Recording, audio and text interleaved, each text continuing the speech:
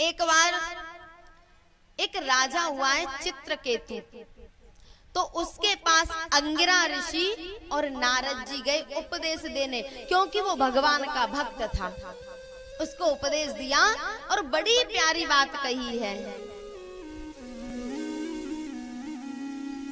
असारे संसारे विषय विष संगा कुलधिया क्षणार्धम क्षेमार्थम पेवत सुख गाथा तुलसुधा।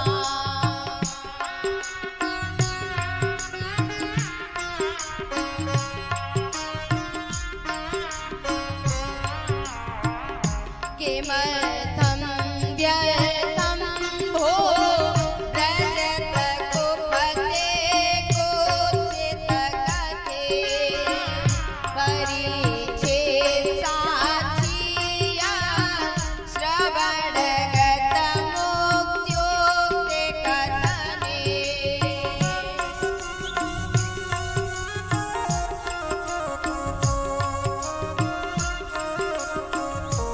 नारद जी ने और अंगिरा ऋषि ने कहा, बोले भैया ये संसार आसार है और यहाँ विषय रूपी विष हमको नष्ट कर देते हैं, इसलिए भगवान सुखदेव की गाई हुई कथा को सुनो, चिंतन करो, उसका श्रवण करो और अपनी मुक्ति कर लो, और इस संसार में कुछ नहीं है। असारे संसारे विषय विष संगा कुलधिया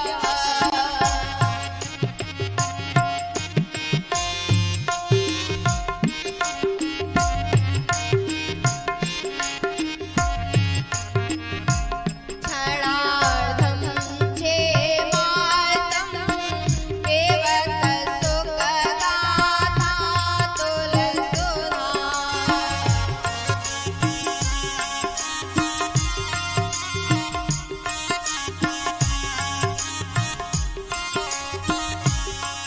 किमर्थं व्यर्थं भो व्रजत कुपथे कुचित कथे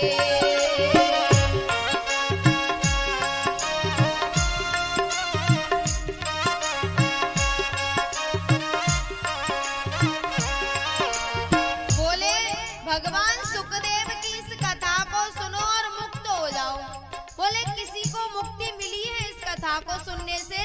कोई मुक्त हुआ है? बोले हाँ हुआ है। बोले कौन? परिच्छित साक्षिया श्रवणगत मुक्त्योक्ते कथने।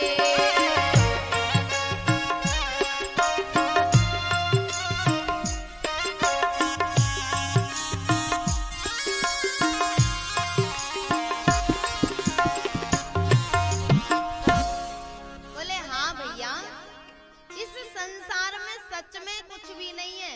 जैसे आटा होता है ना, आटा जानती हो कि नहीं? आटा छानते हैं ना, जान जाओगी जब बहुएं आ जाएंगी तब। एक कह रही है हम नहीं जानते, जब बहू आ जाएंगी तो समझ में आ जाएगा आटा क्या होता है। आटा छान लेते तो उसमें से भूसी निकलती है ना, अब उस भूसी को लेके खूब छानो, दिन रात छानो, उसमें से कुछ निकलेगा? हाँ या ना? ऐसे ही असार कहते हैं उस भूसी को, उसमें से कितना भी छान लो लेकिन कुछ निकलने वाला नहीं है। ऐसे ही प्यारे इस संसार में चाहे कुछ भी कर लो, कुछ भी मिलने वाला नहीं है। असारे संसारे विषय विष संगा कुलधिया, और जो विषय है ना, शब्द स्पर्श रूप रस गंध, ये विष हमें दिन रात मार रहा है और व्यर्थ में लगे हुए, लेना एक न देना दो। चित्रकेतु तू भगवान की कथा सुन और अपनी मुक्ति कर ले। बोले किसी की मुक्ति हुई है? बोले हाँ, परीक्षित की हुई है ना। इस कथा को सुनने से ही परीक्षित की मुक्ति हुई है। बोले अच्छा, लेकिन महाराज मुझे पहले एक बालक चाहिए। मेरे पास राजपाट है, भोग है, पर एक बालक नहीं है। मुझे पहले एक बालक दे दो, तब मैं आपके उपदेश सुनूंगा। बोले ठीक है। संतों ने एक बालक दे दिया, आशीर्वाद दिया। उसके बालक हुआ बड़ी रानी के। और जैसे ही बड़ी रानी के बालक हुआ तो छोटी रानियों को ईर्ष्या हो गई। सोचने लगी कि उसके बालक है तो उसको ज्यादा प्रेम मिलेगा, हमें प्रेम मिलने वाला नहीं है। तो छोटी रानियों ने उसके बालक को विष दे दिया, जहर दे दिया, और वो बालक मर गया। अब तो चित्रकेतु बड़ा दुखी होता है, रोता है। नारद जी और अंगिरा ऋषि आए। बोले राजन क्या हुआ, क्यों रो रहे हो? बोले महाराज मेरा बालक मर गया। मेरी छोटी रानियों ने ईर्ष्यावश जहर दे दिया और बालक मर गया। बोले तो अब क्या करें? बोले मुझे मेरे बालक के पास ले चलो, आप तो सामर्थ्यवान हो ना। बोले ठीक है। अंगिरा ऋषि और नारद जी चित्रकेतु को उस जीव के पास लेके गए जो उसका बालक बन के आया था। और जैसे ही वहां पहुंचे तो उस जीव को बुलाया। जीव ने चित्रकेतु से कहा, बोले जाने किन किन योनियों में मैंने जन्म लिया और कितनी बार मैं आपका पिता बना और आप मेरे पिता बने। अब मुझे ये बता दो कि आप मेरे कौन से जन्म के, कौन से योनि के पिता हैं। अब तो चित्रकेतु उस जीव के मुंह की तरफ देख रहे हैं, अब क्या कहें। और भैया ऐसी ही घटना एक बार अर्जुन के साथ हुई थी। इसे बंद करवा। ऐसी ही घटना अर्जुन के साथ हुई थी। जब अर्जुन ठाकुर जी के साथ गए थे और इधर चक्रव्यूह की रचना कर दी कौरव दल ने।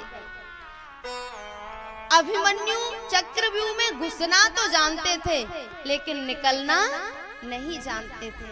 जब अर्जुन अभिमन्यु की माँ को, सुभद्रा को चक्रव्यूह की रचना में घुसना सुना रहे थे तो उसने घुसना तो सुन लिया लेकिन निकलना नहीं सुन पाई, उसको नींद आ गई।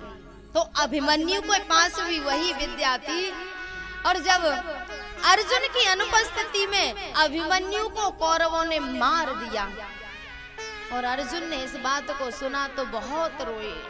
ठाकुर जी से कहा, गोविंद आप सामर्थ्यवान हो, मुझे मेरे बालक के पास ले चलो। भगवान ने कहा चल सीढ़ी बना स्वर्ग के लिए।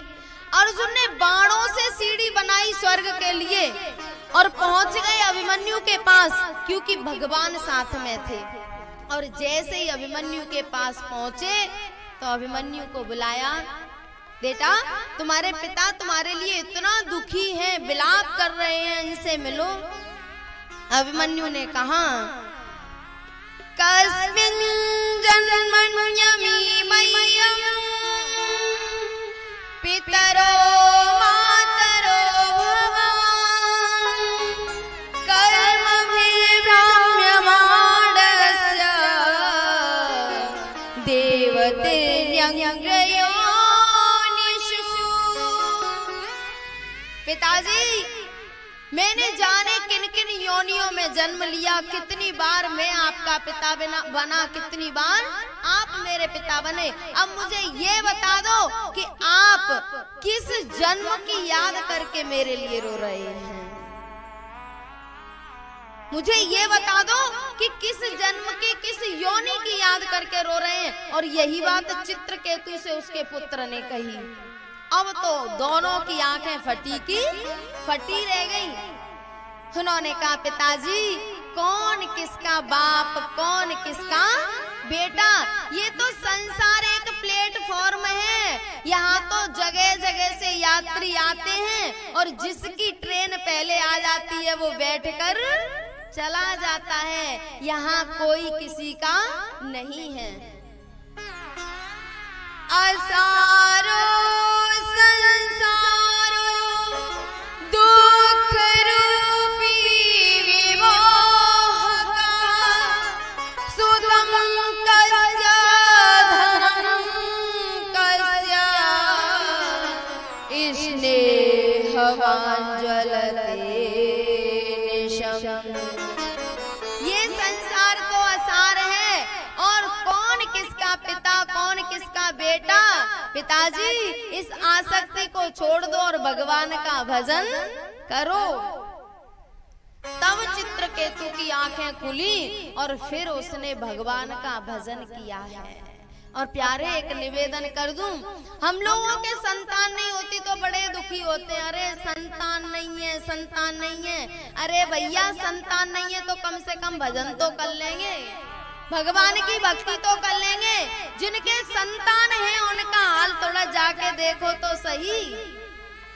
जिनके संतान हैं, मैंने ऐसे ऐसे बुजुर्गों को देखा है जो संतान की आवाज सुनने के लिए रोते हैं। जिनके लिए जीवन नष्ट कर दिया वही बाप से बातें नहीं करते। क्या मतलब है ऐसी संतान का? जिनको सब कुछ दे दिया उनके पास बाप के लिए 2 मिनट नहीं है। क्या मतलब है ऐसी संतान का? तो प्यारे पहले समझ में नहीं आया, लेकिन जब स्वयं उस जीव ने उपदेश दिया तो चित्रकेतु की समझ में आ गया और अर्जुन की भी समझ में आ गया।